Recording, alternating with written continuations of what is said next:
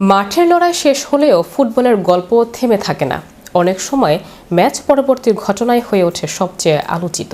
Cape ভার্দের গোলরক্ষক বোজিনহার জন্য তেমনই এক স্মরণীয় মুহূর্ত এনে দিয়েছেন আর্জেন্টাইন অধিনায়ক লিওনেল মেসি। ম্যাচ শেষ হওয়ার পর লিওনেল মেসির সঙ্গে কয়েক মুহূর্ত কথা বলার আশায় তার কাছে এগিয়ে যান কেপ ভার্দের গোলরক্ষক বোজিনহা।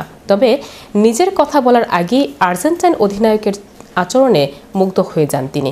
বোজিনহার ভাষ্য, তিনি কাছে যেতেই মেসি তাকে জড়িয়ে ধরেন। এরপর আর্জেন্টাইন তারকা বলেন, তুমি খুব প্রতিভাবান, তুমি একজন অসাধারণ গোলকিপার, তোমার দেশের মানুষের তোমার জন্য গর্ব করা উচিত।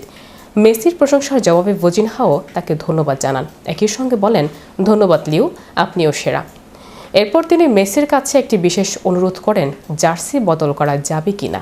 বোজিনহার দাবি, মেসি হাসিমুখে সেই অনুরোধে সাড়া দেন। তিনি বলেন, অবশ্যই টানেলের ভিতরে তোমাকে এঁটে দেব।